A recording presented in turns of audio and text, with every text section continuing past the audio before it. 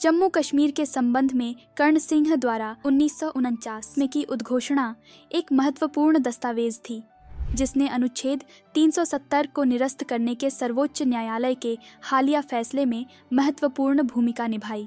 Supreme court द्वारा दिए गए वक्तव्य को देखें तो एक सवाल उठता है कि क्या जम्मू कश्मीर ने भारत संघ में शामिल होने पर संप्रभुता या आंतरिक संप्रभुता का एक तत्व बरकरार रखा था। और फैसले के बाद के अपने बयानों में सर्वोच्च अदालत ने इस बात पर जोर दिया कि 1939 की घोषणा देश और राज्य के हित में जारी की गई थी। इसे सभी अस्पष्टताओं को दूर करने और जम्मू कश्मीर के संवैधानिक ढांचे को नए भारत गणराज्य के साथ संरेखित करने के लिए एक आवश्यक कदम के रूप में देखा गया था। सुप्रीम कोर्ट ने अपने फैसले में 1949 की घोषणा को एक महत्वपूर्ण कानूनी दस्तावेज माना। उन्होंने तर्क दिया कि घोषणा के प्रकाशन के साथ विलय पत्र के पैराग्राफ 8 के अब कानूनी परिणाम नहीं रह गए हैं, जिसका अर्थ है कि राज्य ने प्रभावी रूप से अपनी संप्रभुता का आत्मसमर्पण कर दिया। जानते हैं कि कर्ण सिंह की 1939 की उद्घोषणा क्या थी। कर्ण सिंह एक भारतीय राजनीतिज्ञ और दार्शनिक हैं।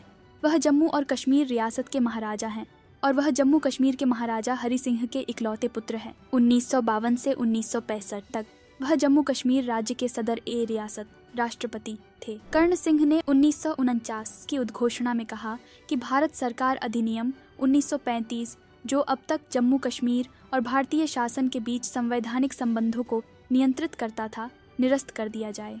भारत का संविधान, जिसे जल्द ही भारत की संविधान सभा द्वारा अपनाया जाएगा, जहां तक यह जम्मू और कश्मीर राज्य पर लागू होता है, उस राज्य और भारत के विचारित संघ के बीच संवैधानिक संबंधों को विनियमित करेगा और इस राज्य में मेरे उत्तराधिकारियों द्वारा इसके प्रावधानों के अनुसार निष्पादित किया जाएगा। इसके अलावा उन्होंने यह भी कहा था कि उक्त संविधान के प्रावधान इसके प्रारंभ होने की तारीख से अन्य सभी असंगत संवैधानिक प्रावधानों को प्रतिस्थापित और निरस्त कर देंगे जो वर्तमान में इस राज्य में लागू हैं।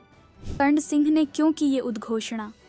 सर्वोच्च न्यायालय के फैसले के तुरंत बाद बोलते हुए कर्ण सिंह, जो अब 92 वर्ष के हैं, ने कहा, मुझे लगता है कि यह उस समय देश और राज्य के लिए आवश्यक था और इसलिए सभी अस्पष्टता से छुटकारा पाने के लिए मैंने यह बयान दिया था।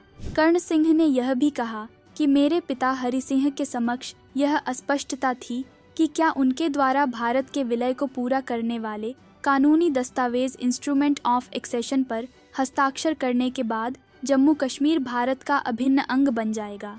मेरे पिता ने उसी दस्तावेज पर हस्ताक्षर किए जिस पर अन्य सभी नेताओं ने हस्ताक्षर किए थे। वह तब एकीकृत नहीं थे, इस अर्थ में कि सरदार पटेल ने दूसरों को एकीकृत किया था, इसलिए उन्होंने हमेशा अपनी स्वायत्तता को बनाए रखा था।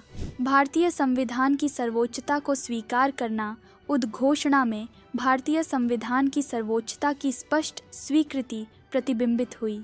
यह कहते हुए कि भारत का संविधान संबंधों को नियंत्रित करेगा, इसने भारतीय संविधान में उल्लिखित कानूनी ढांचे और सिद्धांतों को स्वीकार किया।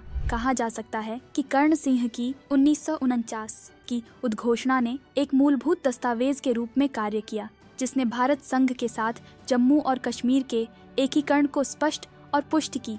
सुप्रीम कोर्ट ने अनुच्छेद 370 को निरस्त करने के सरकार के फैसले को बरकरार रखते हुए भारतीय संविधान के तहत राज्य द्वारा भारत को संप्रभुता के पूर्ण और अंतिम आत्मसमर्पण के सबूत के रूप में इस उद्घोषणा को आधार बनाया।